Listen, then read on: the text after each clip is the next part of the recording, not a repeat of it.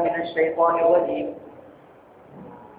بسم الله الرحمن الرحيم يا أيها الذين آمنوا اذكروا نعمة الله عليكم إذ جاءتكم جنود فأرسلنا عليهم ريحا وجنودا لم تروها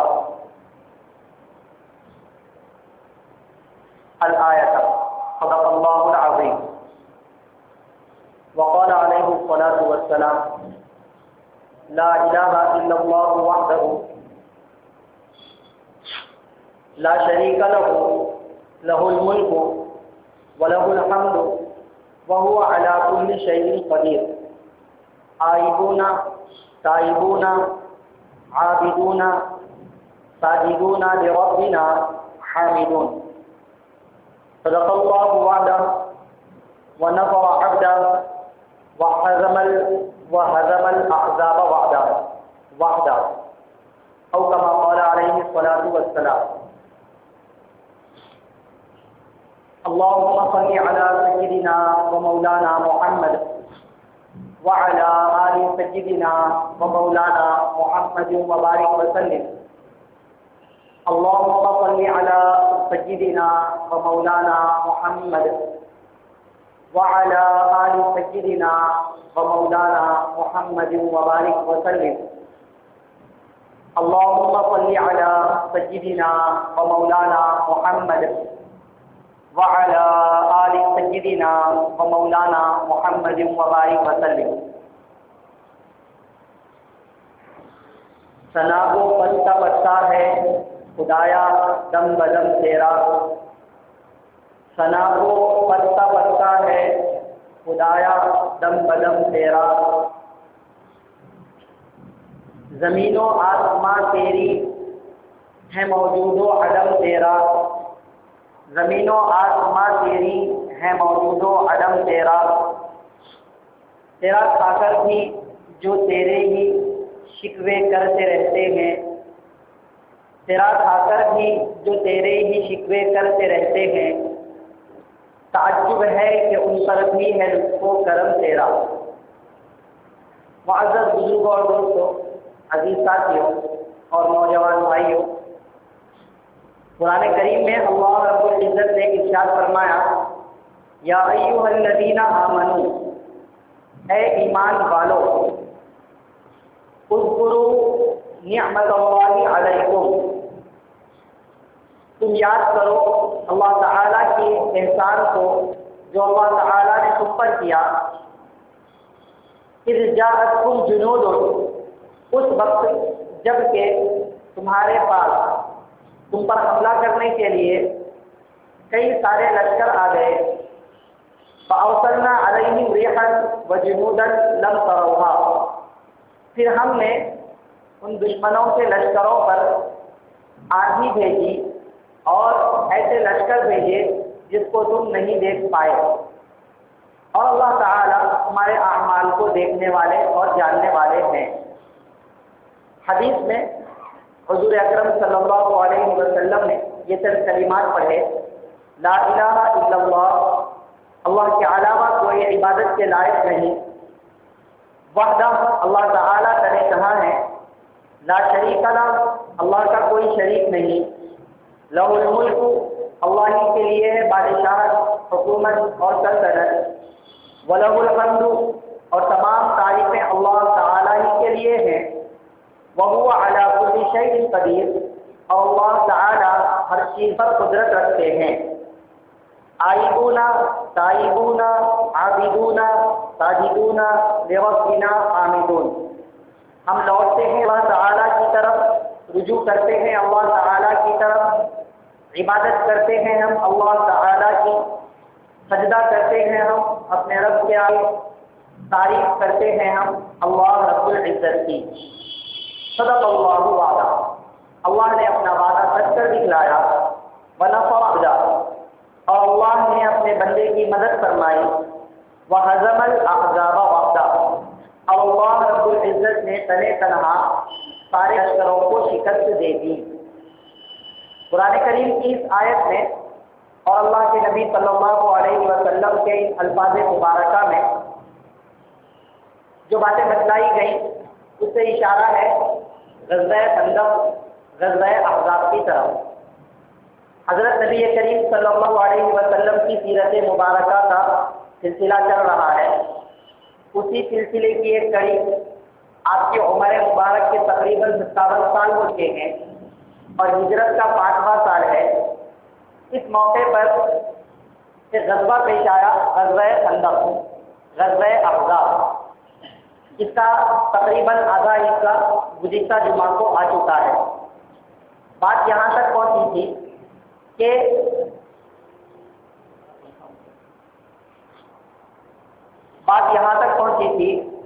کہ حضرت نبی کریم صلی اللہ علیہ وسلم اور صحابہ کرام نے مل کر کے خندق کو مکمل فرمایا۔ 10 صحابہ کرام کے حصے میں 10 گز زمین کا ایریا دیا گیا۔ اس طریقے پر کل ملا کر 3.5 میل لمبی خندق کو دی گئی۔ لمبائی میں تو بہت بڑی، البتہ چوڑائی میں کچھ کم و بیش تھا، اتنا کہ جس سے ادھر سے ادھر، ادھر سے ادھر تیر اندازی ہو سکے۔ اس بڑی خندق میں کچھ ایک جگہ ایسی بھی رہ گئی تھی جہاں اگر کوئی کوشش کر کے ادھر آنا چاہے تو آ سکتا ہے اور ادھر والے ادھر جانا ہے تو جا سکتے ہیں۔ کچھ اس شکل پر خندق ایک بہت بڑا کھودا گیا۔ یہ عجیب و غریب جنگ تھی اسلام کی ہسٹری میں پیش آئی ہوئی سخت حالات کا اس جنگ میں سامنا کرنا پڑا۔ کچھ نمونہ تو ہم نے گزشتہ سن لیا کہ کئی دنوں سے فاقے چل رہے ہیں، حضرات صحابہ کرام کے پیٹ پر پتھر بندھے ہوئے ہیں، اللہ کے نبی صلی اللہ علیہ وسلم کے پیٹ مبارک پر بھی پتھر بندھے ہوئے ہیں۔ فاقوں کے ساتھ اتنا بڑا کام عمل میں لایا گیا، محض اللہ رب العزت کی توفیق سے ایک بڑا کام مکمل ہو گیا۔ اب اس کے بعد یہاں خندق تو تیار ہو گئی اور ادھر جیسا کہ گزشتہ ہم نے سنا تھا، اس غزوہ خندق کے آغاز کا جو سبب بنا تھا، اس غزوہ احزاب کے آغاز کا جو سبب بنا تھا وہ یہ تھا کہ یہودیوں میں سے حیی بن اخطب اور کعب بن اشرف اور کچھ لوگ مل کر کے مکہ مکرمہ گئے تھے۔ ابو سفیان سے اور دیگر کافروں سے ملاقات انہوں نے کی تھی اور انہوں نے ابھارا تھا اور کہا تھا کہ باہر سے تم فوج لے کر کے آؤ، اندر سے ہم ساتھ دیں گے، کل ملا کر مسلمانوں کو بیچ میں رکھ کر کے شکست دے دیں گے، ان کا استحصال کر دیں گے، جڑ سے ان کا صفایا کر دیں گے۔ یہ ایک سبب بنا تھا۔ چونکہ حیی بن اخطب نے باضابطہ مکہ کے لوگوں کو بلایا تھا جنگ کرنے کے لیے، ترغیب دی تھی کہ مسلمانوں سے لڑو۔ اب اس وعدے کے تحت اس کا اپنا عمل یہ بنتا تھا کہ وہ اپنے بھی بہت سارے لوگوں کو تیار کر کے بالکل آمادہ رہے کہ کب جنگ کی نہ بات چھڑ جائے اور کب ہمیں ان کا ساتھ دینا پڑے۔ چنانچہ اسی غرض سے حیی بن اخطب ایک، جیسا کہ ہم نے کہا، مدینہ میں 2 قبیلے یہودیوں کے زیادہ آباد تھے، ایک بنو نذیر اور دوسرا بنو قریظہ۔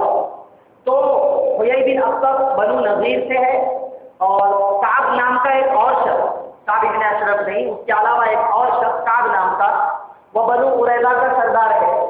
چنانچہ یہ حیی بن اخطب جس نے لوگوں کو مکہ سے یہاں بلایا تھا، وہ بنو قریظہ کے سردار کعب کے پاس پہنچا اور کہنے لگا کہ کعب، تم ہمارا ساتھ دو اور محمد سے جو تم نے عہد کیا ہے جنگ نہ کرنے کا، اور اگر ان کے خلاف کوئی لڑائی کرے تو ان کی لڑائی میں ساتھ نہ دینے کا، جو تم نے وعدہ اور عہد کیا ہے اس عہد کو توڑ دو، اس وعدے کو توڑ دو۔ تو کعب نے کہا، ویحک یا حیی، کہ اے حیی بن اخطب، تجھ پر افسوس ہے، انکا امرؤ مشؤوم، بے شک تو بڑا منحوس آدمی ہے، وانی قد عاہدت محمد، کہ میں نے تو محمد سے عہد کیا ہوا ہے، فلست بناقضی ما بینی و بینہ، تو میں اپنے اور محمد کے درمیان جو عہد کیا گیا ہے اس کو ہرگز نہیں توڑوں گا۔ فانی لم ار منہ الا صدقا و وفاء، کیونکہ میں نے ہمیشہ محمد سے سچائی اور وفاداری کو ہی دیکھا ہے، اس لیے میں اپنا جو عہد میں نے ان سے کیا ہے وہ تو نہیں توڑوں گا۔ تو حیی بن اخطب نے مزید ابھارا اور کہا کہ تم کیسا موقع گوا رہے ہو، سوچ لو، میں تمہارے لیے عزت کر کے آیا ہوں، میں تمہارے لیے شرافت لے کر کے آیا ہوں، میں نے مکہ کی ایک بڑی فوج کو مدینہ کے قریب اترنے پر مجبور کیا ہے، اب بس بات دو تو ایک بڑی شرافت، ایک بڑی عزت تمہارے ہاتھ آئے گی اور محمد اور ان کے ساتھیوں کا خاتمہ ہو جائے گا۔ تو پھر کعب نے کہا کہ تو نے عزت کا سامان نہیں لایا بلکہ تو ہمیشہ کی ذلت اور رسوائی کا سامان لے کر کے آیا۔ حیی بن اخطب ابھارتا گیا اور کعب انکار کرتا گیا، یہاں تک کہ بعد دونوں میں گفتگو چلتے چلتے کعب مغلوب ہو گیا اور حیی کی بات سن کر کے عہد توڑنے پر آمادہ ہو گیا، چنانچہ لفظ عہد کر دیا۔ ادھر آپ صلی اللہ علیہ وسلم کو خبر ہوئی کہ بنو قریظہ نے اور بنو نذیر نے اور یہودیوں نے آپ سے کیا ہوا عہد توڑ دیا ہے، تو آپ صلی اللہ علیہ وسلم نے تحقیق حال کے لیے کچھ صحابہ کرام کو روانہ فرمایا کہ جاؤ حالات کا جائزہ لے کر کے آؤ اور بات کرو بنو قریظہ کے سردار کعب سے، کیا واقعات انہوں نے عہد توڑا ہے، اگر توڑا ہے تو کیوں، ان کو عہد و پیمان یاد دلاؤ۔ چنانچہ کچھ صحابہ کرام ہے اور کعب سے بات کی تو کعب نے کہا کون سا وعدہ، کون سا عہد، کون محمد، میں کسی کو کچھ بھی نہیں جانتا۔ اب آپ صلی اللہ علیہ وسلم کو جب اس کی اطلاع ملی تو آپ صلی اللہ علیہ وسلم اور صحابہ کرام ان حالات کے بعد گویا کے دشمنوں کے نظرے میں گرے ہوئے ہیں۔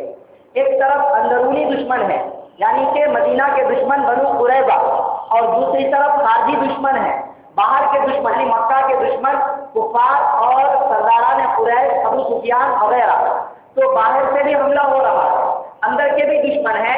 سچویشن کچھ ایسی ہو چکی تھی، حالات کچھ ایسے خطرناک ہو چکے تھے کہ آپ صلی اللہ علیہ وسلم نے یہ ارادہ فرمایا کہ ان سے ہم کسی بات پر صلح کر لیں۔ چنانچہ بعض صحابہ کرام نے رائے دی کہ اللہ کے نبی، جب ہم کافر تھے اس وقت بھی ہم ان کافروں سے نہیں دبتے تھے، اب جب کہ ہم مسلمان ہو گئے ہیں اور اللہ تعالیٰ نے ہمیں ایسی عزت بخشی ہے تو ہمیں ان کافروں کے سامنے جھکنا نہیں چاہیے، بلکہ ہم لڑیں گے اور جہاں تک ہو سکے ان سے مقابلہ کریں گے۔ کچھ ایسی حالت ہو چکی تھی، عجیب سراسیمگی کا ماحول ہو چکا تھا، سناٹے کا سا عالم ہو چکا تھا۔ ایسے ماحول کو اللہ رب العزت نے سورہ اعراف میں بیان فرمایا کہ اذ جاءوکم من فوقکم ومن اسفل منکم واذ زاغت الابصار، وہ وقت یاد کرو جبکہ دشمنوں کے بہت سارے لشکر تمہارے اوپر سے آ گئے، تمہارے نیچے سے آ گئے، مطلب اندرونی دشمن بھی ہیں اور باہر کے بھی دشمن ہیں، تم کو انہوں نے مل کر کے گھیر لیا۔ وَإِذْ زَاغَتِ الْأَبْصَارُ، جبکہ تمہاری آنکھیں خیرہ ہو کر کے رہ گئیں، آنکھیں کھلی کی کھلی اور پھٹی کی پھٹی رہ گئیں۔ وَبَلَغَتِ الْقُلُوبُ الْحَنَاجِرَ، اور کلیجہ منہ کو آنے لگا۔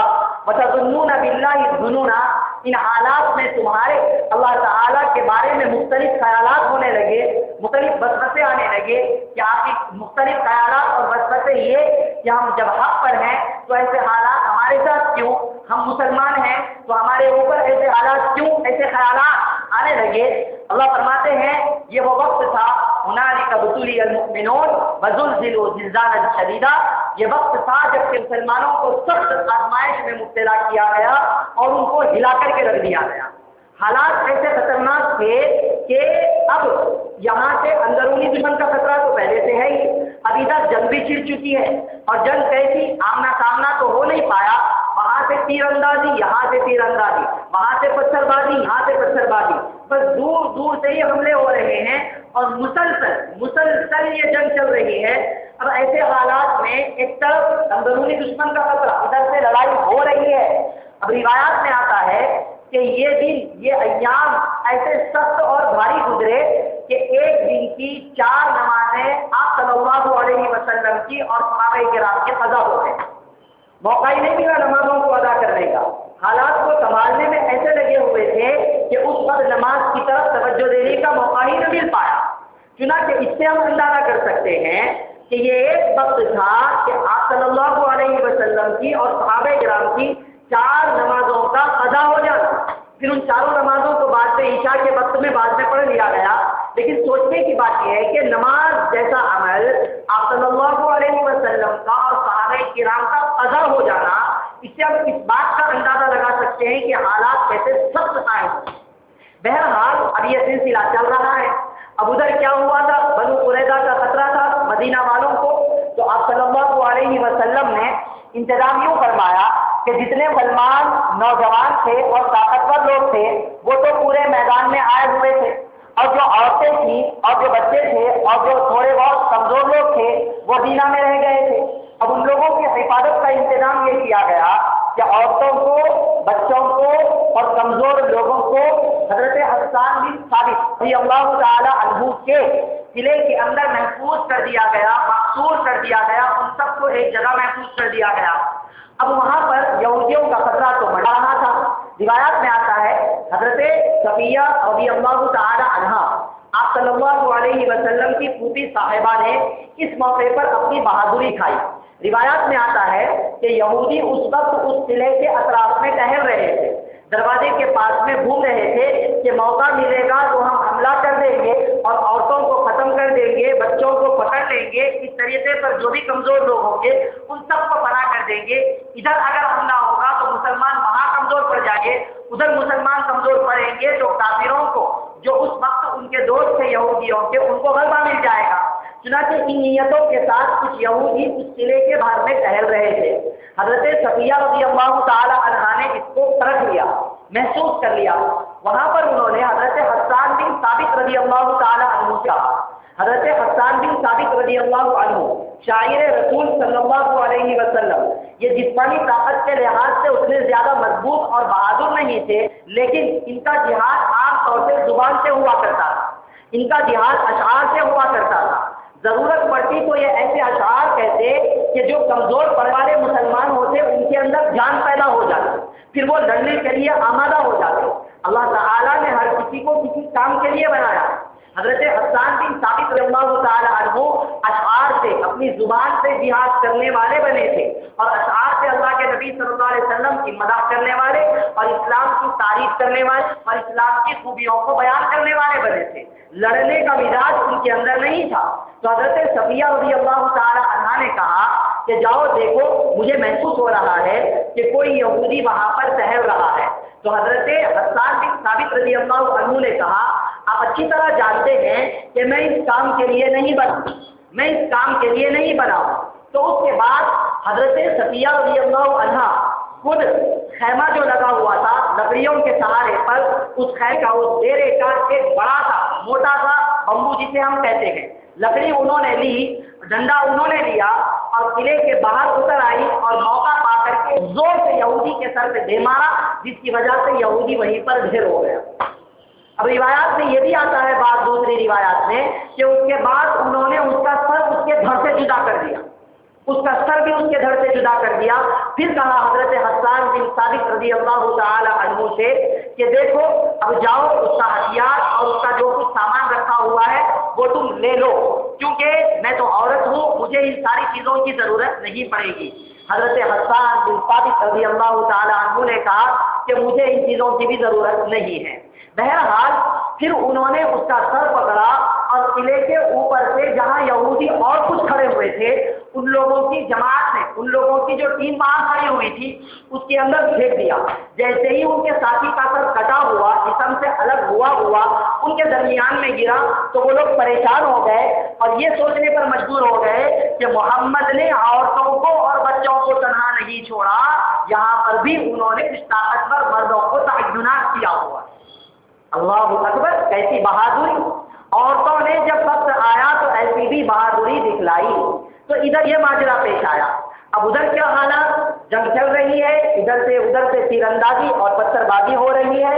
اب اسی دوران جب لمبا سلسلہ ہو گیا، یہ 6 دن میں تو خندق مکمل ہوئی تھی، اب اس کے بعد یہ جو سلسلہ چل رہا ہے 15 روز تک، بعض روایات کے مطابق 20 دن تک، بعض روایات کے مطابق 21 تک اور بعض روایات کے مطابق 24 دن تک یہ سلسلہ چلتا رہا. ہم اندازہ بھی نہیں کر سکتے ہیں کہ کیا گزری ہوگی مسلمانوں پر ان حالات میں. تو اسی دوران اللہ رب العزت نے اپنی مدد کا سلسلہ جاری فرما دیا. ہوا یہ کہ دشمنوں کے لشکر میں دو قبیلے بنیادی طور پر آئے تھے، ایک تو قریش اور دوسرے غطفان، اس کے علاوہ اور بھی چھوٹے چھوٹے قبیلے، کل مل کر کے اتنی بڑی تعداد 10,000 کی ان کی ہو گئی تھی۔ اب یہ قبیلہ غطفان میں سے ایک شخص نعیم بن مسعود یہ مسلمان ہو چکے تھے۔ یہ کرتے کراتے آپ صلی اللہ علیہ وسلم کے پاس چھپتے چھپاتے پہنچے اور آ کر کے عرض کرنے لگے کہ اللہ کے نبی، میں نے اسلام قبول کر لیا ہے، میں ایمان کا اظہار نہیں کر رہا تھا اور میری قوم کو بھی میرے اسلام کا نہیں پتہ ہے، اگر آپ مجھے اجازت دیں تو میں کوئی تدبیر کروں، اگر آپ اجازت دیں تو میں کوئی حیلہ اور کوئی طریقہ اختیار کروں جس سے ان کے درمیان میں پھوٹ ڈالوں۔ آپ صلی اللہ علیہ وسلم نے فرمایا جو چاہو کرو، فإن الحرب خدعہ، کیونکہ جنگ کے اندر ہر قسم کی تدبیریں، ہر قسم کا دھوکہ، ہر قسم کا حملہ جائز ہے، جنگ کے اندر سب کچھ جائز ہے، اس وجہ سے جو تدبیر کرنا چاہو کرو۔ چنانچہ یہ نعیم بن مسعود اشجعی رضی اللہ تعالی عنہ سب سے پہلے یہودیوں کے پاس پہنچے، بنو قریظہ کے پاس پہنچے۔ یاد رکھنا یہ کافروں کی اور بنو قریظہ کی تال میل ہو چکی تھی، دونوں نے آپس میں وعدہ کر لیا تھا۔ بنو قریظہ نے کہا تھا کہ ہم اندر سے مجبور کریں گے اور تم باہر سے مجبور کرنا۔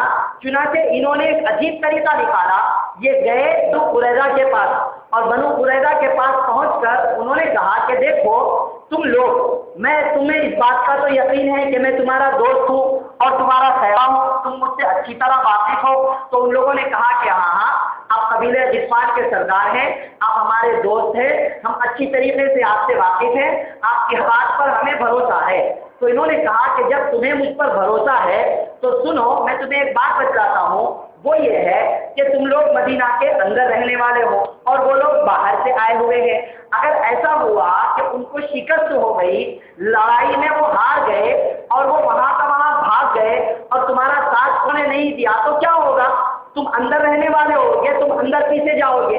کیا تمہارے اندر اتنی طاقت ہے کہ جب وہ لوگ چلے جائیں گے تو تم مسلمانوں سے تنہا لڑ سکو؟ کیا تمہارے اندر اتنی طاقت ہے؟ ان لوگوں نے کہا کہ بھائی واقعتاً یہ بات تو قابل تفکر ہے، سوچنے کی قابل یہ بات ہے۔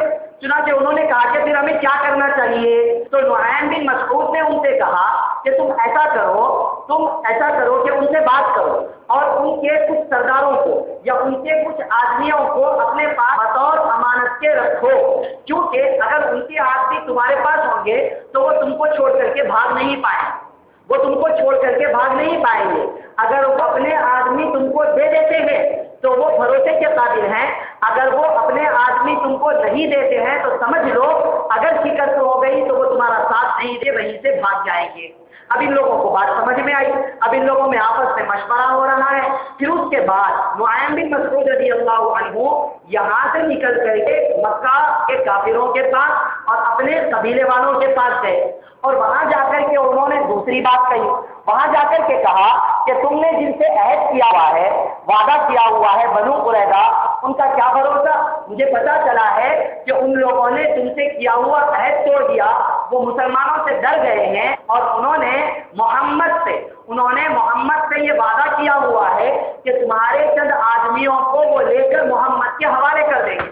وہاں خود سکھا کے آئے ہیں کہ تم کچھ آدمیوں کو مانگو، اور یہاں آ کر کے کہا کہ وہ تم سے کچھ آدمیوں کو مانگیں گے اور ان آدمیوں کو محمد کے اور محمد کے ساتھیوں کے حوالے کر دیں گے۔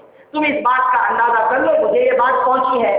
چنانچہ اب اس طرح کی گفتگو جب سامنے آئی تو مکہ کے جو کافر لوگ وہاں آئے ہوئے تھے اور وہ قبیلے غطفان کے لوگ، ان لوگوں نے تحقیق حال کے لیے گفتگو کرنے کے لیے بنو قریظہ کے پاس اپنے کچھ آدمیوں کو بھیجا۔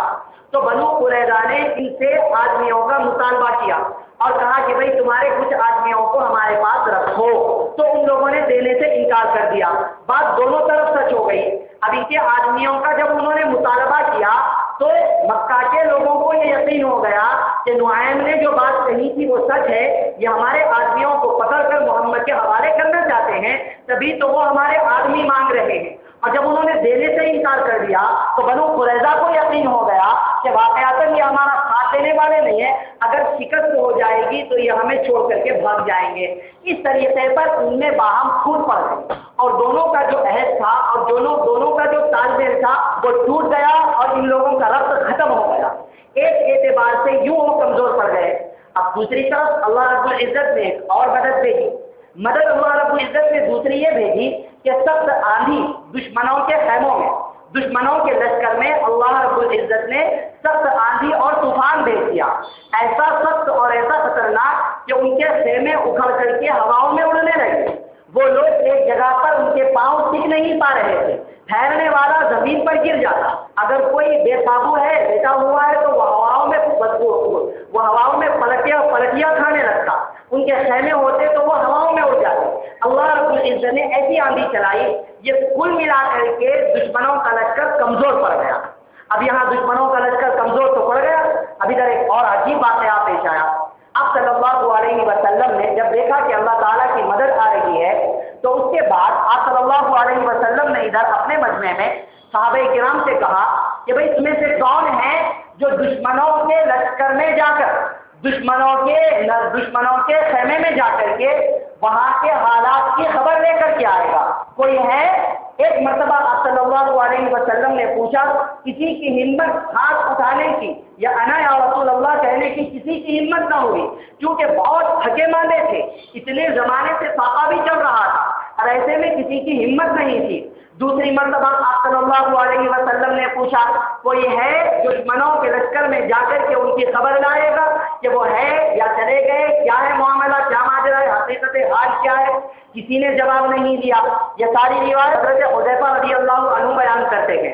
پھر جب تیسری مرتبہ آپ صلی اللہ علیہ وسلم نے یہ بات پوچھی، تب بھی کسی نے ہاتھ نہیں اٹھایا اور کسی نے نہیں کہا کہ انا یا رسول اللہ، لبیک یا رسول اللہ، میں حاضر ہوں اللہ کے نبی، میں جاؤں گا.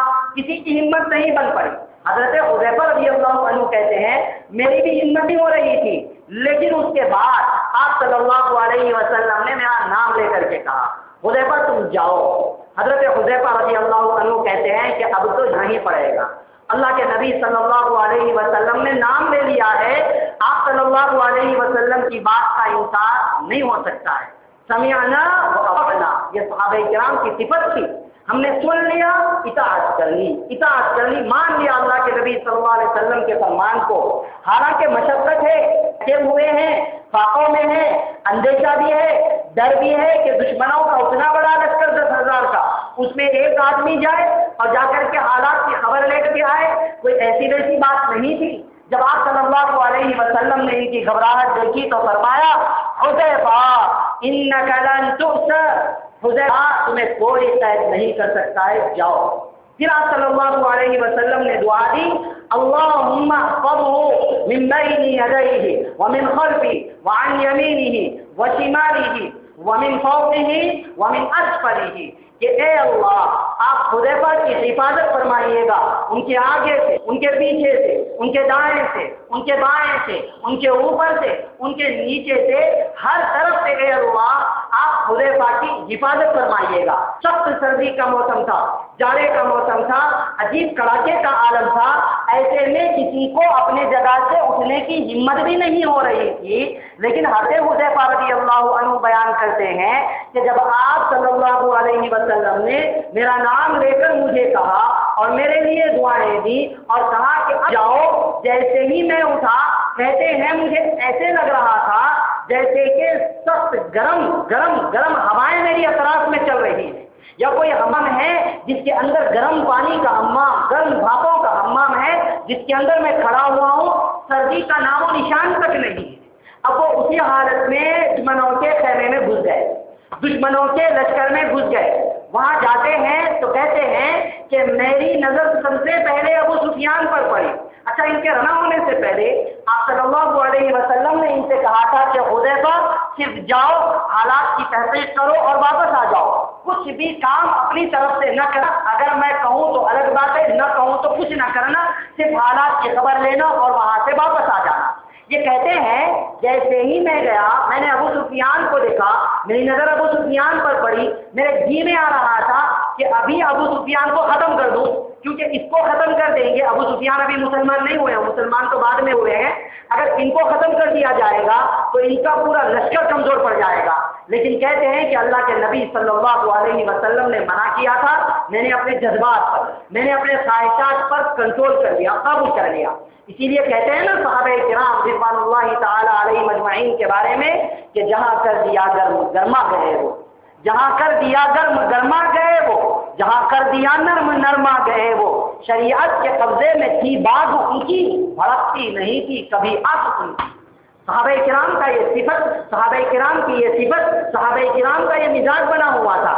بہرحال اب وہ لوگ جانے کی تیاری میں لگے ہوئے ہیں۔ ابو سفیان نے اپنے لوگوں کو جمع کر کے کچھ گفتگو کرنا چاہیے تو پہلے ایک بات اس کی تدبیر یہ اختیار کی کہ دیکھ تو لو ہم میں کوئی جاسوس تو نہیں ہے، دیکھ تو لو ہم میں کوئی مخبر تو نہیں ہے کہ ہمارے ارادوں، ہمارے واپس لوٹنے کے ارادوں کی خبر کہیں جا کر کے وہ محمد کو نہ دے دے۔ دیکھ تو لو، اس کے لیے تدبیر یہ کرو کہ ہر کوئی ایک دوسرے کا ہاتھ پکڑ لے اور اس سے پوچھ لے، کیونکہ رات اندھیری ہے، اتنی اندھیری کہ کوئی کسی کو نظر نہیں آ رہا ہے، سردی کا موسم بھی ایسا سخت کہ کوئی کسی کی طرف پلٹ کر کے بیٹھے، یہ بھی بڑی مشکل بات تھی۔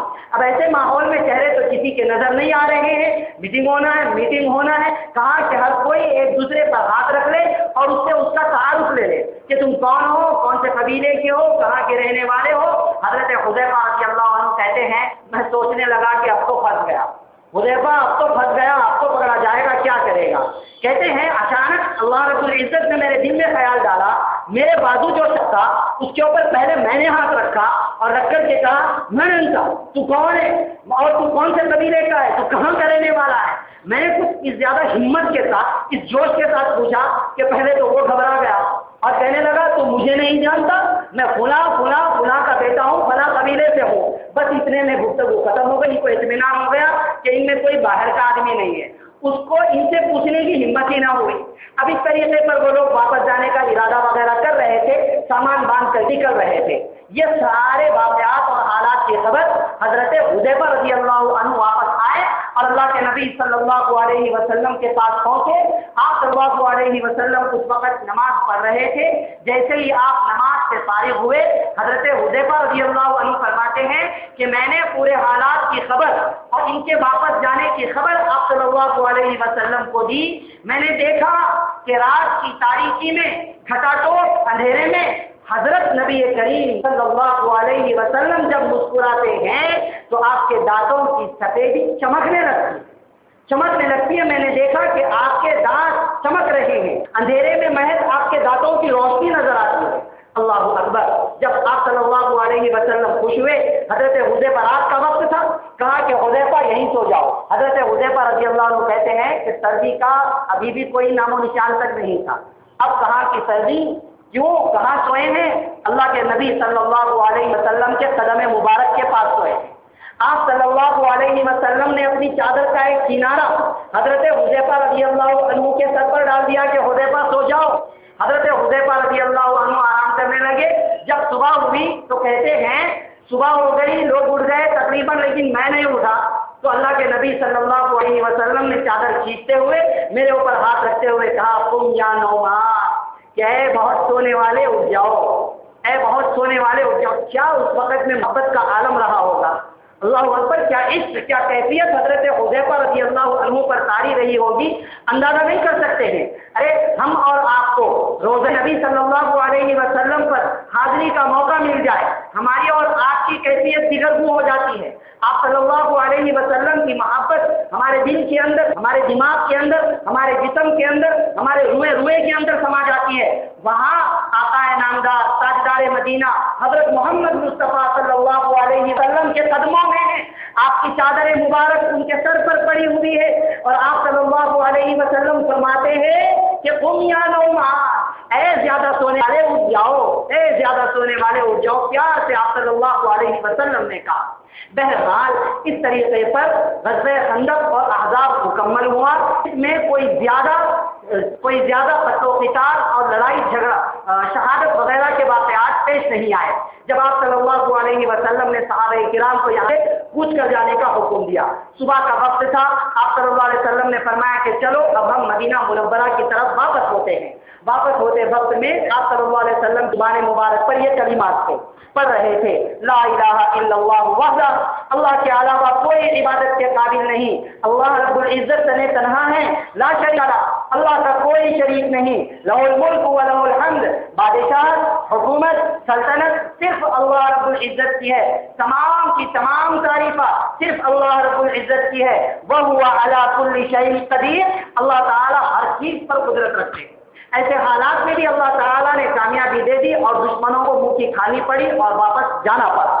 फरमाया आइबूना, हम लौटते हैं अल्लाह रब्बुल इज्जत की जानिब, ताइबूना, हम रुजू करते हैं अल्लाह रब्बुल इज्जत की जानिब, तौबा करते हैं अल्लाह रब्बुल इज्जत के आगे, आबिदूना, इबादत करते हैं हम अपने अल्लाह की, साजिदूना, और सजदे करते हैं हम अपने रब के आगे, लिरब्बिना हामिदून, और हम बड़ाई तारीफ और मदह सिर्फ अल्लाह रब्बुल इज्जत की करते हैं। सदक़ल्लाहु वादा, अल्लाह ने अपना वादा सच कर दिखलाया, व नसर अब्दा, और अपने बंदे की मदद भी कर दी, व हज़मल अहज़ाब वहदा, और अल्लाह रब्बुल इज्जत ने तने तनहा पूरे लश्करों को शिकस्त दी, अहज़ाब को शिकस्त दे दी। यूं कुल मिलाकर ग़ज़वा खंदक और ग़ज़वा अहज़ाब मुकम्मल हुआ। यह ग़ज़वा तकरीबन खंदक खोदने का काम 6 दिन तक जारी रहा और मुकम्मल ये ग़ज़वे के अय्याम एक रिवायत के मुताबिक 15, दूसरी के मुताबिक 20, तीसरी के मुताबिक 21, चौथी के मुताबिक 24 दिन। चाहे कितने भी दिन, 15 दिन तो कम से कम ये मुकम्मल जंग जारी रही। अब इसके बाद काफिरों में से 3 लोग मारे गए और मुसलमानों में से 6 लोग इस ग़ज़वे के अंदर शहीद हो गए। इन्ना लिल्लाहि व इन्ना इलैहि राजिऊन। ये एक वाक़या था ग़ज़वा अहज़ाब और ग़ज़वा खंदक। इस वाक़े में वैसे तो इबरत और नसीहत की बातें बहुत ज़्यादा हैं। बुनियादी तौर पर जो हमें नसीहत की गई है वो नसीहत ये है कि हमारा अल्लाह रब्बुल इज्जत की ज़ात पर यकीन बना हुआ होना चाहिए। अल्लाह रब्बुल इज्जत ने हर ज़माने में मदद की और इस ज़माने में भी कर रहे हैं और आइंदा भी अल्लाह रब्बुल इज्जत मदद फरमाएंगे, लेकिन ज़रूरत है अल्लाह ताला पर यकीन की। आज जो हमें शिकायतें होती हैं, आज जो हमें शिकवे होते हैं कि अल्लाह रब्बुल इज्जत की हमारे ऊपर मदद नहीं आती, मुसलमान फिर भी दलील ख़ाक और रुस्वा होता है, हम नमाज़ें पढ़ते हैं लेकिन फाक़े आते हैं, हम रोज़े रखते हैं लेकिन फिर भी कितनी बीमारियां हमारे घरों में चलती हैं, हम ऐसा करते हैं मगर फिर भी कर्जे हो जाते हैं, हम वैसा करते हैं मगर फिर भी ऐसा होता है। ये नए शिकवे की बातें हैं, शिकायत की बातें हैं। हकीकत अगर देखा जाए तो वैसे मुसलमान है ही नहीं जिस मुसलमानियत के ऊपर अल्लाह ताला की मदद के वादे, जिस ईमान के ऊपर अल्लाह रब्बुल इज्जत की मदद के वादे हैं। कितना सहाबाए किराम को झिलझिला दिया गया, उन लोगों को हिला करके रख दिया गया। अल्लाह ने फरमाया ना, हुनालिका इब्तुलियल मुमिनून, इस मौके पर मुसलमानों को आजमाया गया, वज़ुल्ज़िलू ज़िलज़ालन शदीदा। वो जो हालात थे उन हालात का 5%, 1% भी हमारे ऊपर नहीं जाता है। ऐसे हालात अगर आ जाए तो हम क्या ईमान पर साबित कदम रहेंगे? अल्लाह रहम फरमाए, थोड़े से पैसों की लालच में हम अपना ईमान खराब कर देने वाले, थोड़े से दुनिया की लालच में हम अपना ईमान खराब कर देने वाले, दीन और दुनिया को तवाज़ुन का जब सामना आ गया, मुकाबला करना दोनों की बारी सामने आ गई, तो दीन को छोड़कर दुनिया को लेने वाले, तस्वीरें खिंचाने वाले, वीडियोग्राफी करने वाले, म्यूजिक सुनने वाले, गाना बजाना करने वाले, गीबत करने वाले, चुगली करने वाले, झूठ बोलने वाले, झगड़ा करने वाले, गाली गलौज करने वाले, रोजों का एहतराम न करने वाले, माँ बाप के साथ बदसलूकी करने वाले, दोस्तों के साथ जुल्म की कैफियत के साथ पेश आने वाले, भाइयों के और बहनों के हुकूक दबाने वाले, अगर देखा जाए तो तकरीबन हर बुराई हमारे अंदर मौजूद है। और इसके ऊपर शिकायत है कि अल्लाह की मदद हमारे साथ नहीं होती है। वैसे तो अल्लाह रब्बुल इज्जत का करम है कि अल्लाह रब्बुल इज्जत ने फिर भी हमें जिंदगी दी हुई है, अल्लाह रब्बुल इज्जत ने फिर भी हमें सुधरने का मौका दिया हुआ है, अल्लाह रब्बुल इज्जत ने फिर भी हमें रमज़ानुल मुबारक का मौका दिया हुआ है, अल्लाह रब्बुल इज्जत ने फिर भी शैतान को बंद करके रखा हुआ है। अल्लाह ताला ने रमज़ान जैसा वक्त के जिसमें जन्नत के दरवाजे खोल दिए जाते हैं, जहन्नम के दरवाजे बंद कर दिए जाते हैं, ये दिया हुआ है। अल्लाह रब्बुल इज्जत ने रहमत का पूरा अशरा दे दिया, मग़फ़िरत का अशरा भी दे दिया और इंशाअल्लाह जहन्नम से खलासी का अशरा भी मिलेगा। अल्लाह रब्बुल इज्जत ने ऐसा कीमती वक्त दिया हुआ है।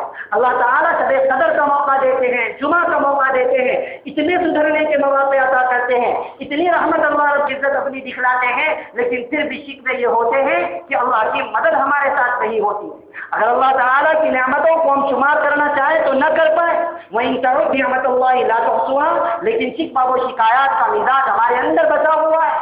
कभी देखते नहीं कि अल्लाह ताला ने हमारे ऊपर कैसी मदद फरमाई है, कैसा रहम फरमाया। सबसे बड़ी मदद यह है कि अल्लाह ने हमें ईमान वाला और मुसलमान बनाया। اگر اللہ تعالیٰ ایمان اور اسلام کی دولت کو چھین لیتے تو جہنمی ہو جاتے.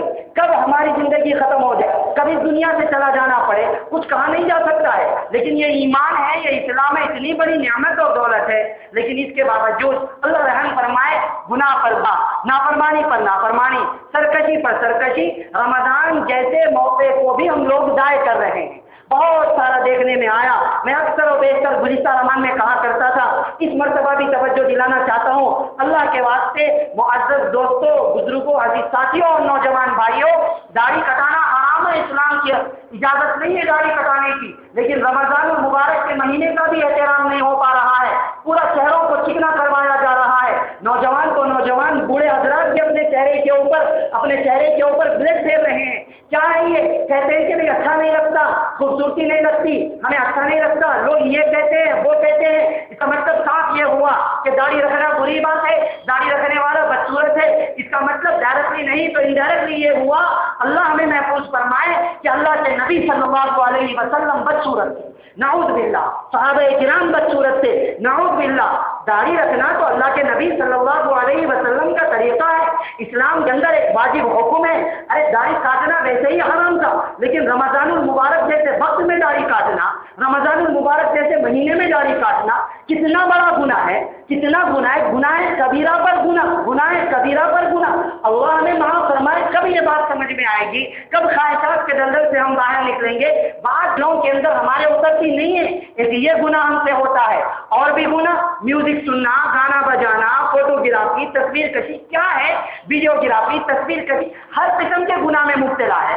یہ فون چالو کرتا ہے, تصویر اترتا ہے, وہ بھی فون چالو کرتا ہے, تصویر اترتا ہے, وہ ویڈیو لگاتا ہے, فلاں الا بلا چیزیں دیکھتا ہے. عجیب و غریب قسم کی چیزیں رمضان کے مہینے میں بھی ہم سے ہو رہی ہیں. اگر اللہ رحم نہ فرمائے اور اگر اللہ ہماری رمضان المبارک میں مغفرت نہ فرمائے, معزز دوستوں اور بزرگوں, عزیز ساتھیوں, تو حضرت جبرائیل علیہ الصلوۃ والسلام کی بددعا ہے اور اللہ کے نبی صلی اللہ علیہ وسلم کی آمین ہے کہ ہم ہلاک ہو جائیں گے, ہلاک ہو جائیں گے. بچنا اگر ہم چاہتے ہیں, ان گناہوں سے بچنا ضروری ہے. پہلے تو دیکھنے میں آتا تھا کہ رمضان تک کوئی اپنے چہرے کو چیتا بھی نہیں تھا, اور عید آنے تک, عید کے دن اگرچہ کہ وہ بھی گناہ ہے, لیکن عید کے دن چہرے پر ہاتھ پھیرا کرتے تھے. اور اب ہم غور کر کے دیکھ لیں, جائزہ لے لیں, بولنے کی ضرورت نہیں ہے. ہر آدمی اپنی زندگی کا جائزہ لے لے, اپنے گھر کا جائزہ لے لے, اپنے خاندان کا جائزہ لے لے, لے کر کے ہم دیکھ لیں کہ کتنی نیکیاں ہماری زندگی میں, کتنی نیکیاں ہماری زندگی میں, اور کتنے گناہ. غیبت جیسا گناہ, غیبت سے بچنا روزے کے اندر لازم قرار دیا گیا ہے. فی نفسی غیبت گناہ ہے. غیبت کرنا کسی کی, برائی کرنا کسی کی, ایسا ہے جیسا کہ اپنے مردار بھائی کا گوشت کھانا ہے. لیکن پھر بھی رمضان کے مہینے میں غیبتیں ہو رہی ہیں, روزے کی حالت میں غیبتیں ہو رہی ہیں. اللہ کے نبی فرماتے ہیں کہ جب تم سے کوئی الجھنے لگے, جب تم سے کوئی جھگڑنے لگے, جب تم سے کوئی گالی گلوچ کرنے لگے, جب تم سے کوئی بری بات کہنے لگے, فَلْيَقُلْ, تو تم ساتھ کہہ دو, انی صائم, کہ بھائی میں روزہ ہوں لیکن آج نہیں ہو رہا ہے. اس طریقے سے توجہ دینا ہے. 15 دن گزر گئے, ابھی 15 دن باقی ہیں, پتہ نہیں وہ 15 دن کیسے گزریں گے. اصلاح کرنے کی ضرورت ہے. اللہ تو عطا کرنے والے, اللہ تو دینے والے ہیں. کہنے والے نے کہا نا, ثنا کو پتا پتا ہے خدایا دم بدم تیرا, ثنا کو پتا پتا ہے خدایا دم بدم تیرا, زمین و آسماں تیری ہے موجود و عدم تیرا, زمین و آسماں تیری ہے موجود و عدم تیرا, تیرا کھا کے ہی جو تیرے ہی شکوے کرتے رہتے ہیں, تیرا کھا کے ہی جو تیرے ہی شکوے کرتے رہتے ہیں, تعجب ہے کہ ان پر بھی ہے لطف و کرم تیرا. اللہ رب العزت کا کرم تو ہے, مگر سمجھنے کی ضرورت اور اصلاح کرنے کی ضرورت ہے. میں محتاج ہوں, آپ تمام ساتھی محتاج ہیں, ہر کوئی محتاج ہے. ایسا نہیں کہ بھائی گناہ اس کے اندر نہیں ہوتا, اس کے اندر نہیں ہوتا. گناہوں سے پاک کسی کو پیدا نہیں کیا گیا ہے, خالص گناہوں سے بالکل محفوظ کسی کو نہیں پیدا کیا گیا ہے. انبیاء کرام کے علاوہ, فرشتوں کے علاوہ ہم انسان ہیں اور عام انسان ہیں. عام انسان ہے, ہم سے کام ہوتا ہے, لیکن ہو جائے تو توبہ کر لینے والا عقل مند ہے, اور جان بوجھ کر کے کرنے والا یہ شیطانوں اور جانوروں سے بھی آگے نکلا ہوا ہے. رمضان المبارک کے جو دن باقی ہیں, ہم کوشش کریں, ارادہ کریں کہ ان اوقات کو ہم ضائع نہیں کریں گے انشاءاللہ. انشاءاللہ اللہ تعالیٰ مجھے اور آپ تمام احباب کو رمضان المبارک قدردانی کرنے کی توفیق نصیب فرمائے. غزوہ احزاب اور غزوہ خندق سے سبق لینے اور اللہ رب العزت کی ذات پر کامل یقین رکھنے کی توفیق نصیب فرمائے.